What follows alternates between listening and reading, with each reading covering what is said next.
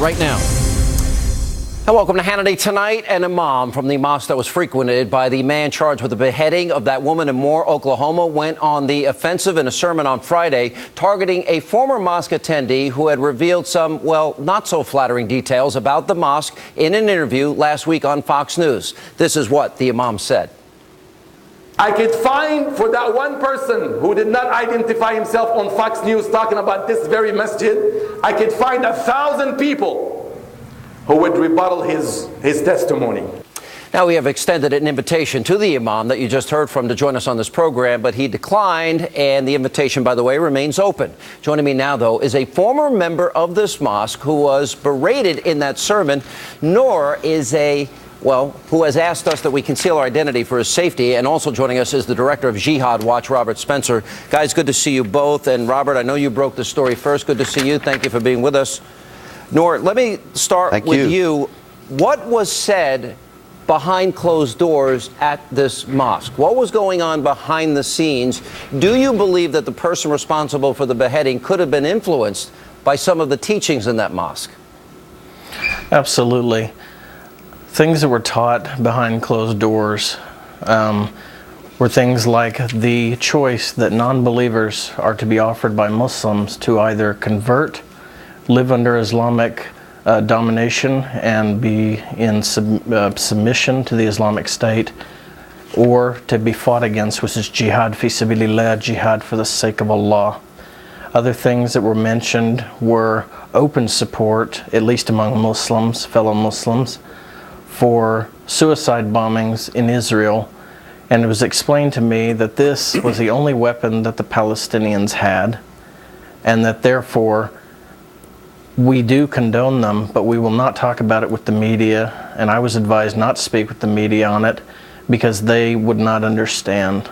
Did you take the comments this weekend by the imam as a threat to you and your family? I take everything that they say as a threat to me. So I want to go into more detail. You're saying that behind closed doors, when you were alone with fellow members of this mosque, that their ideology is pretty much convert or die? Absolutely.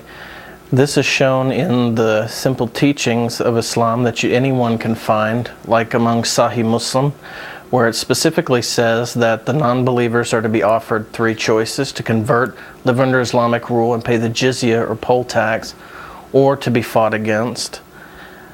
Basically, you're saying the exact things that the Christians in Mosul were told. Convert, Absolutely. Pay the tax, or die. Absolutely. I was told that this ultimately is going to be the choice that are going to be offered to all non-Muslims around the world, including in the United States. Tell me about the level of media sophistication. In other words, is this something they would say openly? Would they only say among members that they trusted? It doesn't sound like the type of thing that an imam during a service would go up there and say. Was this done in private? Yes. These things were not openly said when they know that outsiders are among them, like the media. And most of the time, these things were not said in any kind of sermon. There were things approaching that said in a few sermons. The Imam now, Imad Chasi, once stated in a sermon that the Israelis were trying to collapse Al-Aqsa Mosque in Jerusalem by digging tunnels underneath it. So there is a high level of hatred of Israel, but most of the things that were said to me were always said when it was safe to say them, which was among other Muslims. Well, tell me things that might have been said about 9/11, about jihad, about infidels, about, you mentioned Jews, maybe about Christians, or maybe about ISIS, for example, or Al-Qaeda. Do you remember any specific things that were said about any of those things?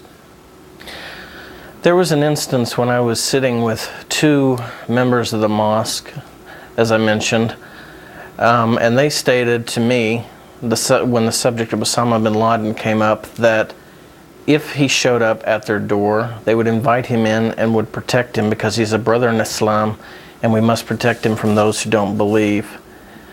Other instances, Yeah, go ahead. Go ahead. No, go keep Other going. instances were, as I said, the support for suicide bombings in Israel. I spoke with another individual later, after I had left Islam, but went back at the request of law enforcement, about the acts of terrorism that were going on in Iraq. And he stated to me that this is their country and they can do what they like to any of the crusaders that come in to try to impose their will on the Muslim people. Do you have any doubt that Anton Nolan was influenced by what went on in this mosque, and that this could have encouraged him? Do you believe that that could have happened to somebody at a mosque like this? Absolutely. When you promote the true, pure teachings of Islam as practiced by the Prophet Muhammad, you can't take it any other way unless you're willfully ignorant or you're lying. Yeah, Robert Spencer, let me bring you into all of this, because you obviously broke this story, and I give you a lot of credit for doing this. I know that the president is saying they actually sent a representative from the White House to this mosque to praise them this weekend, and gave a letter that was apparently read from the president, I guess, praising this mosque. They just had the funeral of the woman on Friday. Now, they claim it was related to the tornado that impacted the area going back a couple of years, or last year. Do you believe that? No, I think that it's directly related to the beheading. It's related to the fact that the Obama administration has completely bought into the line spread by groups like the Hamas-linked Council on American Islamic Relations and others, that any time there's a jihad attack or a jihad plot, the real victims are Muslims. And it's really a very clever ploy that they use to deflect attention away from jihad activity. I mean, see, the president sends a thank you letter to this mosque now. Why now? And why not call for an investigation into what's being taught in the mosque and how much Nolan, Jakim Yisrael, the beheader, was influenced by what he learned in this mosque? You raised some great points. 80% of mosques in the United States have been shown in 4 separate and independent studies since 1998 to be teaching hatred of Jews and Christians, and the necessity ultimately to replace the Constitution with Islamic law. Remember, this man was talking about... So what Noor is saying is completely plausible, completely in line with what we know. This man wanted to convert his coworkers. This man was using Islamic phrases as he beheaded this woman. We look at this beheader's Facebook page. It's like a who's who of radical Islamists and their techniques. I thought you raised some good questions. Is there going to be an investigation of the mosque? What about the imam? Is he going to be questioned? Did he know the beheader? You raised other questions. Are there any emails or phone calls between the imam and the person responsible, Nolan in this case, for this beheading? An examination of what the teachings are here. I think all of those would be appropriate. Are you saying that none of that is happening? To the best of my knowledge, Sean, at this point, nothing's been done. Nobody's looked at the beheader's phone records. Nobody's looked at his emails. Nobody's checked if he's had any contact with people in the mosque or other people in other groups. It's just been a complete take-your-word-for-it situation. The mosque says, oh, this guy didn't learn any of that here. Robert, and the feds say, okay, and turn away, because, of course, they're committed as a matter of policy to ignoring and denying and then that they still there won't is call it any terror. Jihad agitation or proselytizing going on in mosques in the United States. They're committed to denying that, and so they don't want to see evidence of it, even when it's right on their doorstep. Gentlemen, thank you both for being with us. Very informative. We're going to continue to follow this. Robert, thank you. Appreciate it. Nora, thank you. Appreciate you being here.